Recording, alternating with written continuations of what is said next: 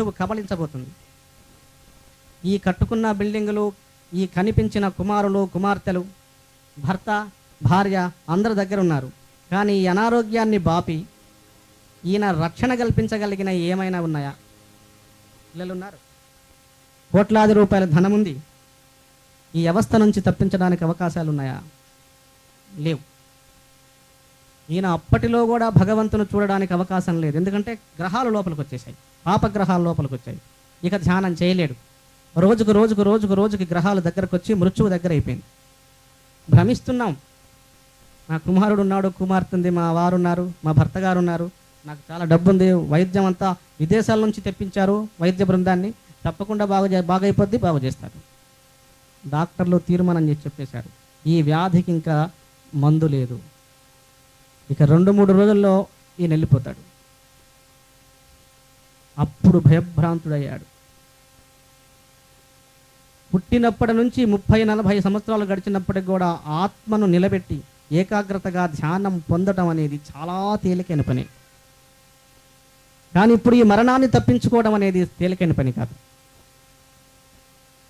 అల్వాల్యగల్యం హృత్రూ, హృదయము నలిగిపోతుంది. పిల్లలు ఒక పక్క కనిపిస్తున్నారు, భర్త కనిపిస్తున్నాడు, కట్టిన భవనం అంతా ఎదురుగా ఉంది. నన్ను ఎవడు ప్రాణదానం చేసి నన్ను మళ్ళీ బ్రతికిస్తాడా అని భయభ్రాంతురాలై క్షౌ క్షౌ నిరుర్ఘుణ్యాన్యానాం,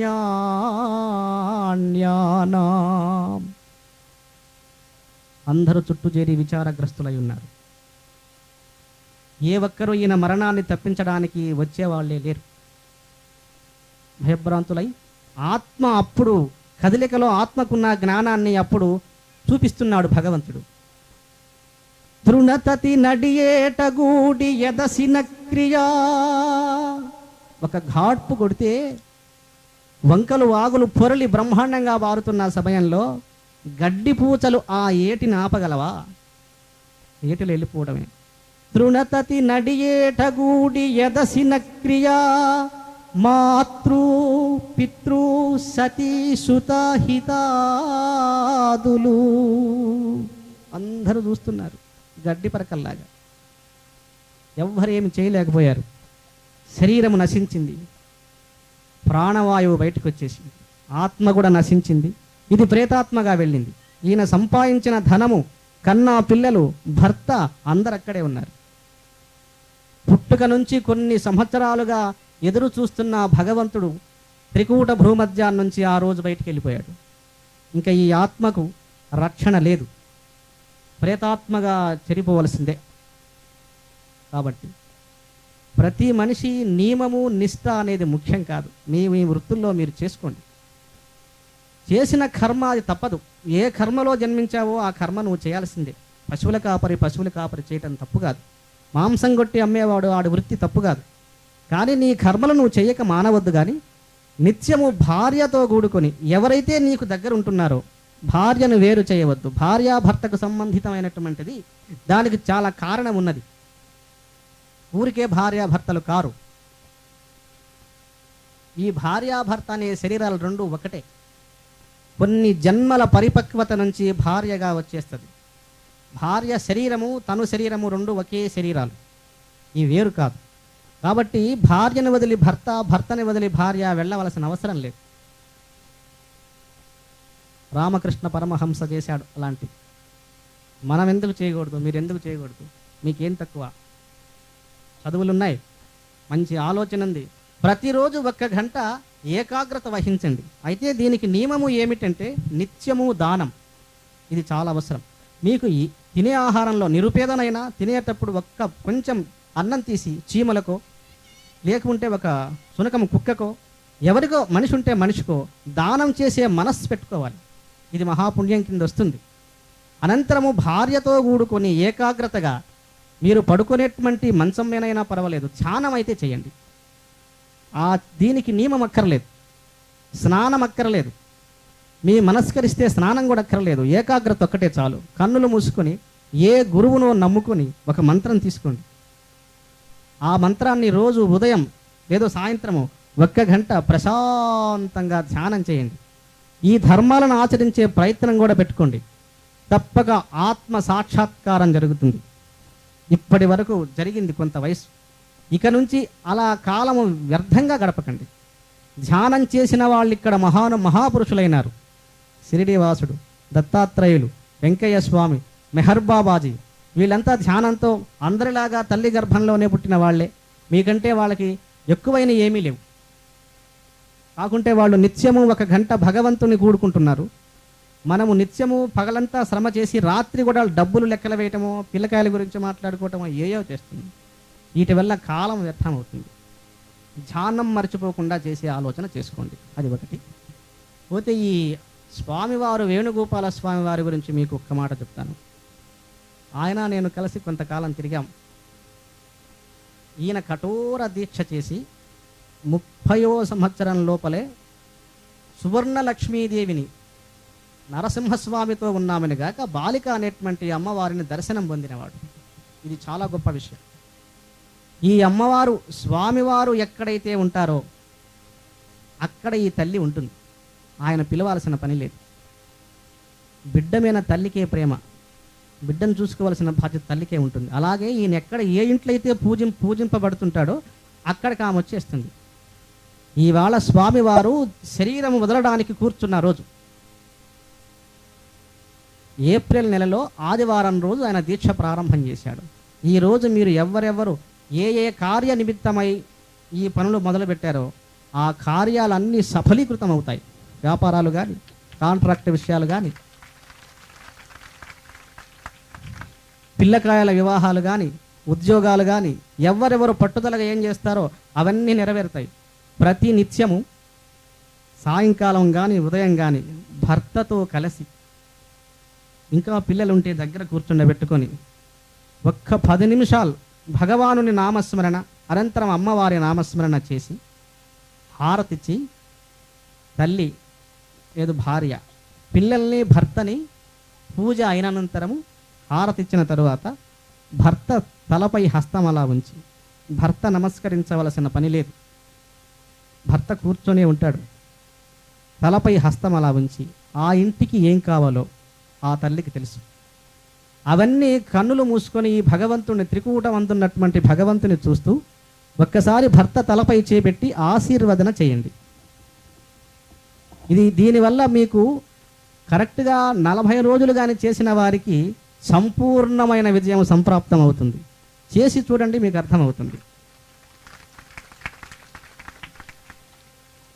పిల్లలున్నారు, వారిని తల్లి పాదాలు చరణాలపై తల మోడ్చి బొట్టనవేలుపై పిల్లల తల పెట్టి నమస్కరించుకోమని చెప్పండి. వారిని కూడా వారి తలపై చెయ్యి పెట్టి తల్లి సంపూర్ణమైన మనస్సుతో ఆశీర్వదించాలి. వారు కరెక్ట్గా మ్రొక్కడంలో ఏకాగ్రతగా మ్రొక్కి కానీ ఉంటే ఆయన ఉద్యోగమో లేక విదేశం పోయే ప్రయాణమో ఏ కార్యాన్నైతే పెట్టుకొని మ్రొక్కుతాడో సంపూర్ణమైన విశ్వాసంతో తల్లి చరణాలకు ఆ కార్యము తప్పక నెరవేరుతుంది.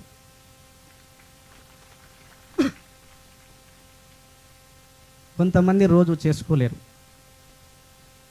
10 రోజులే చేసుకోండి అవకాశం లేని వాళ్ళు. కానీ పూజ అయినంతరం అవకాశం ఉన్న దంపతులు తప్పక ధ్యానం చేయండి. ఆ ధ్యానం చేసే ఈ మాసంలో నిత్యము దానం చేయండి.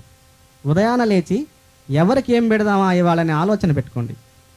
ఒకవేళ ఎవరికి పెట్టడానికి మీకు రాకపోతే ఈ పూజ చేసేటువంటి దంపతులు ఉంటారు, వాళ్ళని బ్రతిమాలుకోండి. అయ్యా మా ఇంటికి వారంలో 1 పూట కానీ 2 పూటలు కానీ వచ్చిపోండి, వారిని పిలిపించండి. వారిని గౌరవంగా ఆ ఇంటి దేవతలాగా ఆ భార్య భర్తల్ని కూర్చుండబెట్టి, పెద్దవాళ్ళైతే పాదాలు కడిగి వాళ్ళ చేత ఆశీర్వచన తీసుకొని మంచి భోజనం పెట్టి తృప్తిగా వారిని పంపించండి. ఇది మంచి దానమే. ఆర్థికంగా బాగా ఉన్న వాళ్ళైతే దానం ఎవరికి చేయాలో తెలుసుకొని చేయండి. ఒక ఆయన డబ్బులు ఇస్తే పోయి సారాయి తాగి వస్తాడు, తాగి ఊరుకోడు, ఆయన ఇష్టం వచ్చిందలా తింటాడు. ఈ పాపం వస్తుంది ఇందులో. తింటే ఆయన కర్మ ఆయనకు ఉంటుంది, కానీ ఇందులో దోషాలు వస్తాయి. అందుకని దానము చేసేది నిరుపేదల్ని చూసి చేయండి. రోడ్డు దగ్గర, అక్కడ బస్టాండ్ల దగ్గర అడుక్కుంటుంటారు పిల్లలు, వాళ్ళకి దానం చేయకండి, అందులో దోషం వస్తుంది. కాళ్ళు చేతులు లేని వాళ్ళు, శరీరము సహకరించని వాళ్ళు, ముసలి వాళ్ళు లేక ఒక కష్టంలో ఉండి ఒక తల్లి పిల్లల్ని చదివించుకోలేని వాళ్ళు, అటువంటి వాళ్ళని ఎతికి దానం చేయండి. నీ దానంతో వాళ్ళకి మహాభాగ్యం అబ్బుతుంది. నిత్యము ఈరోజు నేను చేయలేదు అనేది లేకుండా దానం చేసే మనస్సు పెట్టుకోండి. ఈ 40 రోజులు రోజు భగవంతుని వేణుగోపాల స్వామి వారిని ఆరాధన చేయండి. అమ్మవారి దగ్గర నైవేద్యం ఉంచండి, హారతి ఇవ్వండి. వీలు కుదిరిన వాళ్ళు తప్పక ధ్యానం చేయండి, లేకపోతే పూజతోనైనా సంపూర్ణంగా ఉండండి. మే 14వ తారీఖు స్వామివారు శివునితో కలిసి ఈ ఆశ్రమంలోకి వస్తాడు. ఈ భూమి చానాళ్ల క్రితం అవధూతలు తీర్మానం చేసిన భూమి ఇది. ఈ భూమిలో ఉన్న వారికి వ్యాధి నివారణ జరుగుతుంది, మొట్టమొదట జరుగుతుంది. ఈ భూమిలో అటువంటి లక్షణం ఉంది. ఈ భూమికి ఆ రోజు ఆయన వస్తారు. ఆయన వచ్చిన రోజు ఆయన మనలాగా అన్నం తిన్నవాడు కాబట్టి ఇక్కడికి మళ్ళీ రాదలుచుకున్న వాళ్ళు ఈ పూజ అనంతరం ఆయన పేరుతో అన్ని బియ్యం, మన ఇంట్లో ఎంతమంది ఉన్నారో అన్ని గిద్దలు గౌరవంగా స్నానం చేసి ఒక మూట కట్టండి. ఆయనకే నమస్కరిస్తూ 101 రూపాయి ఒక చెంగున కట్టండి. ఈ 101 రూపాయి కట్టేటప్పుడు తల్లి కట్టాలి, ఆ ఇంట్లో ఉన్న తల్లి. అయ్యా, నా భర్తకు నా పిల్లలకు 100 సంవత్సరముల ఆయుష్య ప్రసాదించు, ఎవరిని ఆశించని మనస్సు ప్రసాదించు, ఎవరి దగ్గర తల వంచనటువంటి నీతిని ప్రసాదించు, ఇవే మనకు కావలసింది అని మూటగట్టి అమ్మవారికి అంత పసుపు కుంకం కట్టండి. అమ్మవారికి కూడా దండం పెట్టుకోండి కట్టేటప్పుడు. అమ్మ, నేను చిరంజీవిగా, నేను 100 సంవత్సరాల వరకు నీ సేవలో ఉండాలి. భగవత్నామ స్మరణ, నా ముఖాన కుంకుమతో నా జీవితం గడిచిపోవాలి, అది లేకుండా నన్ను పంపించవద్దు అని అమ్మవారికి అంత కుంకుమ పసుపు కట్టుకోండి. ఆ ఇరుముడి లాంటిది తీసుకొని ప్రశాంతంగా వచ్చి, ఆ రోజు ఎండ ఉంటుంది. ఎందుకంటే భగవంతుని మీద పోరాటం వచ్చేటువంటి భక్తుల్లో గ్రహాలు చాలా ఉన్నాయి, దోషాలు. ప్రతి పనులు అడ్డాలు పడుతున్నాయిగా. ఏ పని చేయాలన్నా ఒక అడ్డం. ఎందుకంటే మనకు తెలియకుండానే పాపం వస్తుంది, ఏకాగ్రత లేని దానివల్ల, ధ్యానం లేని దానివల్ల. ఈ గ్రహాలన్నీ భక్తులకి మంచి జరగకుండా పోరాటం చేసి అవి తారుమారు చేస్తాయి. అబ్బో ఎండ నడవలేం, అబ్బో ఎండ చెమట గారిపోతుంది, తట్టుకోలేమని లెక్కించకండి. భగవంతుని కోసం చేసే కార్యము ఏదైనా సరే త్యాగమైన మనస్సుతో పట్టుదలతో చేస్తే గ్రహాలు బయటికి వెళ్ళిపోతాయి, నిన్నేమి చేయలేవు. నీవు ఆత్మస్వరూపులు. ఈ ప్రకృతికి ఎంత శక్తులు ఉన్నాయో వీటన్నిటిని అధిగమించే శక్తి మనలో ఉంది. కనుక ఈ పూజను చక్కగా మనసులో గుర్తుపెట్టుకొని మే 14వ తారీఖు రాదలుచుకున్న వాళ్ళు రాలేకపోతున్నామని బాధ అయితే పడాల్సిన పని లేదు. స్వామివారు మన మీద కక్ష పెట్టడు. నేను వస్తానని చెప్పాను కదా, నేను రాలేకపోతున్నాను, ఏమన్నా అవుతుందేమో. దైవత్వంలో ఏమీ కాదు, నువ్వు విశ్వసించితే చాలంతే. దైవత్వంలో ఏం కాదు. కాకపోతే ఆ రోజు శివునితో కూడుకొని స్వామివారు మే 14న ఇక్కడికి వస్తాడు కాబట్టి ఆయనకు అన్ని భత్యము, అమ్మవారికి పసుపు కుంకము. ఈ భత్యం కట్టేటప్పుడు కూడా నమస్కరించుకోండి. అయ్యా, జీవితాంతం అన్నం తినేటువంటి అదృష్టం, ఆహారం తీసుకునేటువంటి అదృష్టం నీ తపస్సులో నుంచి మాకు ప్రసాదితం చేయండి అని స్వామివారికి మొక్కుకోండి. మీ కార్యాలు విజయవంతం అవుతాయి. నియమము, నిష్ట అవి వదిలేసుకోండి. మనసు ఏకాగ్రతగా పెట్టుకోండి. నియమము అంటే 6 సార్లు స్నానం చేస్తే నియమం కాదండి. నిష్ట అంటే పరులను చూచి ఎడంగా వెళ్ళమంటే అది నిష్ట కాదు. ప్రతి జీవిని ప్రేమతో చూడండి. ఎవరికి ఏం పెడదామా అనే ఆలోచన పెట్టుకోండి చాలు. మీరే భగవంతుళ్ళు. మనలాగా పుట్టిన వాళ్ళంతా దేవుళ్ళై కనిపిస్తున్నారు, మనం చూస్తున్నాం. ఇది మాయ కాదు. ఇప్పుడు షిరిడి సాయిబాబాను గురించి మనందరికీ తెలుసు. ఆయన మనిషిలాగా జన్మించాడు, భగవంతుడయ్యాడు. మన దగ్గరలో ఉన్న అవధూతలు ఎంతోమంది దేవుళ్ళు అవుతున్నారు. ప్రకృతిని ఆపేస్తున్నారు. వర్షాన్ని ఆపుతారు, గాలిని ఆపుతారు, నీటిని ఆపుతారు. అంత శక్తి మీలో ఉంది. జీవితం గడిపేయకండి, దాన్ని తేల్చుకోండి. మీలో ఉన్న శక్తిని మీరు ఎరుక చేసుకొని నేర్చుకోండి. ధ్యానం చేసి చూడండి, ధర్మాన్ని ఆచరించండి.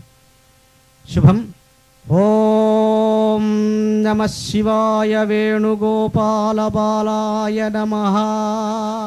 అందరూ ఒక్కసారి చెప్పండి, నాయన వింటాను. స్వామివారు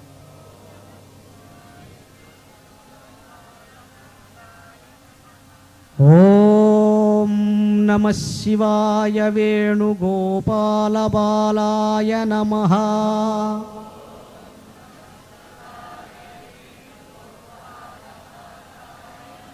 ఓం నమః శివాయ వేణుగోపాల బాలాయ నమః.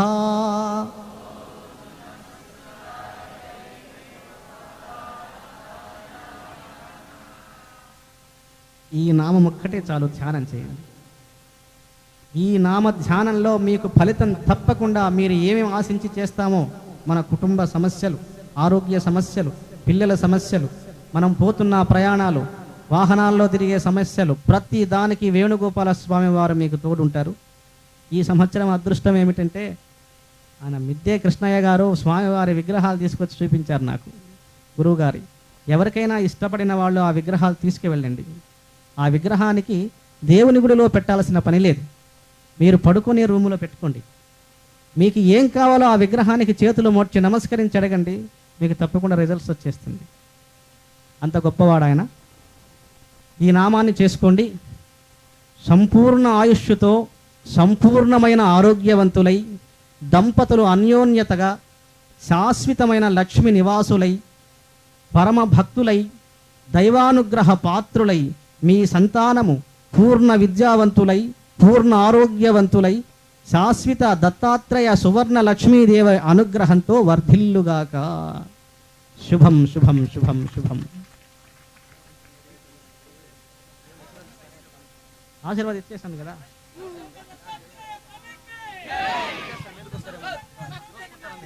చేసుకోవద్దండి.